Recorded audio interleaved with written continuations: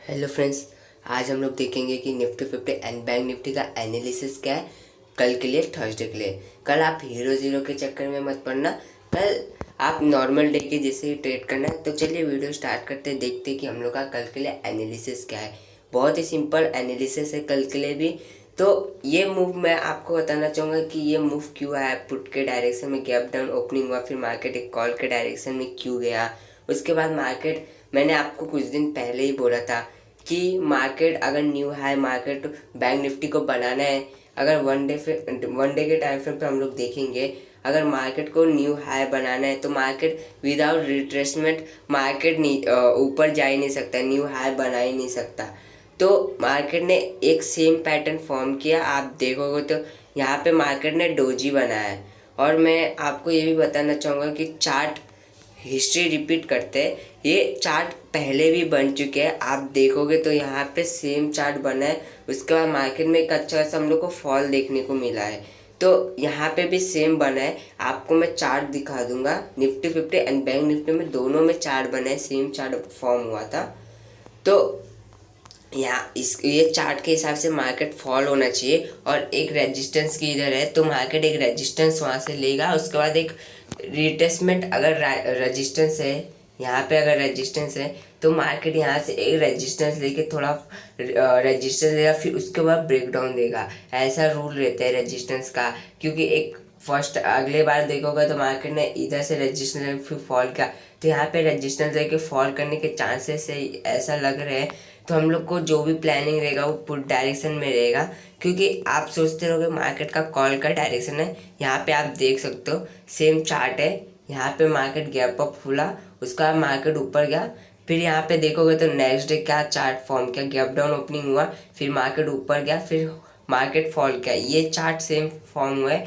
यहाँ पे आप देखोगे तो थोड़ा बहुत मतलब चार्ट देखोगे यहाँ पे मार्केट ने गैप अप ओपनिंग हुआ, होल्ड किया, गैप डाउन हुआ, फिर थोड़ा ऊपर गया। उसका आप देखो ये बाइंग में मोमेंटम है। आप देखोगे तो यहाँ पे हम लोग को ये रेजिस्टेंस देखने को मिल रहे हैं। अगर कल गैप अप ओपनिंग होते हैं, मुझे जहाँ तक मेरा एनालिसिस है, गैप अप ओपनिंग होता है यहाँ कहीं, तो हम लोग को ये रेजिस्टेंस से सेलिंग मिल सकता है। ये रेजिस्टेंस से सेलिंग मिलेगा तो हम लोग को ये रेजिस्टेंस, ये जो हाई है आज का, यहाँ पे अगर एक या दो कैंडल 5 मिनट्स का होल्ड डाउन करके ब्रेक डाउन देता है तो हम लोग को एक अच्छा सा टारगेट मिल सकता है। फर्स्ट टारगेट आप ये रखना, सेकंड टारगेट आपका ये रहेगा।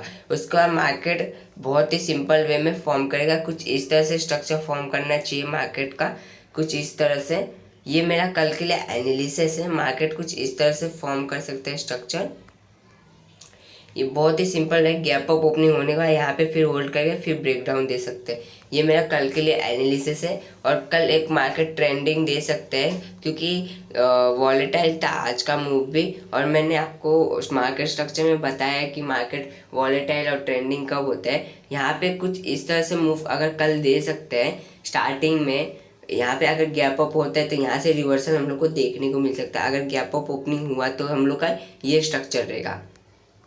अगर मार्केट फ्लैट ओपनिंग हुआ, फ्लैट ओपनिंग होने के बाद मार्केट थोड़ा ऊपर जाएगा, उसको हम फिर मार्केट एक फॉल देगा, तो आपको कहीं पे भी ट्रेड नहीं लेना, वहाँ पे आप प्राइस एक्शन देखना।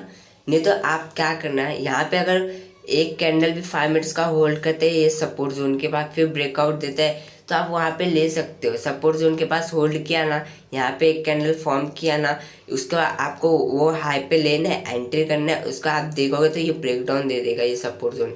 नहीं तो यहाँ पे मार्केट थोड़ा होल्ड करेगा फिर ब्रेक डाउन देगा। ऐसा कुछ स्ट्रक्चर फॉर्म कर सकते हैं। कल के दिन प्राइस एक्शन हम लोग का ये रहेगा। अगर गैप डाउन ओपनिंग होता है तो ये जोन जो है ये डायरेक्टली ब्रेक डाउन हो सकता है, कुछ इस तरह से डायरेक्टली ब्रेक डाउन हो जाएगा। यहाँ पे हैमर कैंडल देखने को मिल सकता है। अगर गैप डाउन ओपनिंग हुआ तो हैमर कैंडल फॉर्म करेगा, उसके बाद डायरेक्टली ब्रेक डाउन दे देगा, तो वहाँ पे आपको एंट्री नहीं मिलेगा। ये हम लोग का बैंक निफ्टी का एनालिसिस है। और आप वन डे के टाइम फ्रेम पे देखोगे तो मार्केट एक स्ट्रॉन्ग रेजिस्टेंस के पास है, ये रेजिस्टेंस के पास।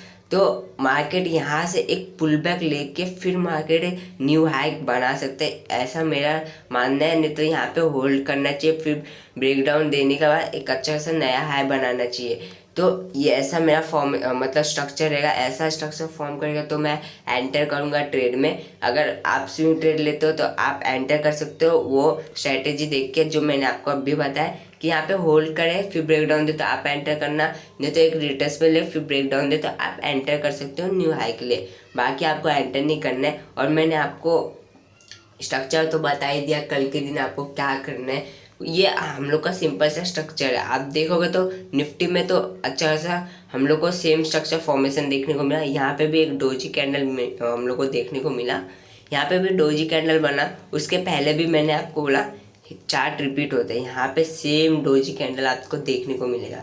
यहाँ पे सेम डोजी कैंडल बना, उसका मार्केट में एक अच्छा सा फॉल आया।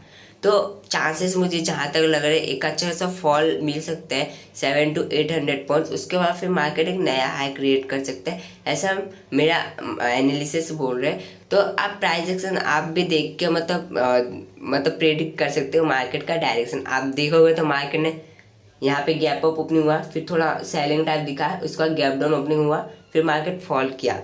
तो वैसा ही सेम स्ट्रक्चर मार्केट में आप देखोगे तो अभी मार्केट फॉर्म किया है। आप देखो तो गैप अप ओपनिंग हुआ, होल्ड किया सेलिंग टाइप में, फिर गैप डाउन हुआ, फिर इधर होल्ड किया मार्केट। आप देखोगे तो होल्ड किया। अगर इसमें गैप अप ओपनिंग होते हैं, गैप अप ओपनिंग होते हैं, ये जोन अगर होल्ड करके ब्रेक डाउन देते हैं तो अच्छा सा आपको टारगेट मिल सकते हैं 40 पॉइंट्स या 30 पॉइंट्स का आपको टारगेट मिल सकता है। क्योंकि मार्केट में आप देखोगे तो यहाँ पे मार्केट ने होल्ड किया है, तो आपको थोड़ा यहाँ पे प्रॉब्लम दे सकते हैं। यहाँ पे मार्केट होल्ड कर सकते हैं तो यहाँ पे आपको प्रॉब्लम दे सकते हैं। तो यहाँ पे अगर यहाँ कहीं आप एंट्री करते हो, होल्ड करने के बाद यहाँ कहीं एंट्री करते हो तो यहाँ कहीं आप टारगेट बुक कर लेना 20-30 पॉइंट्स का। और उसका अगर फ्लैट ओपनिंग होता है, गैप अप ओपनिंग होता है तो यहाँ होल्ड करते हैं तो आपको ब्रेक डाउन से पहले ही एंटर करना है। क्योंकि यहाँ सेलिंग जब मतलब ना यहाँ पे होल्ड करेगा, फिर अगर जोन ब्रेकआउट पे भी लेते हो, यहाँ पे अगर 2 कैंडल या 1 कैंडल होल्ड करने के बाद ब्रेकआउट देता है तो लेते हो तो भी आपको अच्छा खासा प्रॉफिट दे सकते हैं 20 पॉइंट्स का निफ्टी में। क्योंकि ज़्यादा बड़ा टारगेट एक्सपेक्ट नहीं कर रहे, क्योंकि मूवमेंट नहीं है निफ्टी एंड बैंक निफ्टी में। आप देखोगे तो जोन में टाइम पास कर रहे हो, वॉलेटाइल है मार्केट। अगर फ्लैट ओपनिंग होते हैं तो थोड़ा बाइंग मूव के बाद हम लोग को कुछ सेलिंग देखने को मिल सकते हैं। अगर गैप डाउन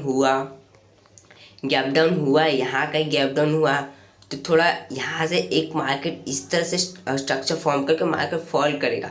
मेरा जो भी डायरेक्शन रहेगा पुट के लिए रहेगा। मुझे जहाँ तक लगता है मार्केट गैप अप ओपनिंग देगा, तो गैप अप ओपनिंग देने के बाद आप देखोगे तो इस तरह से मार्केट स्ट्रक्चर फॉर्म कर सकते हैं, इस तरह से फॉर्म कर सकते हैं, फॉल हो सकते हैं।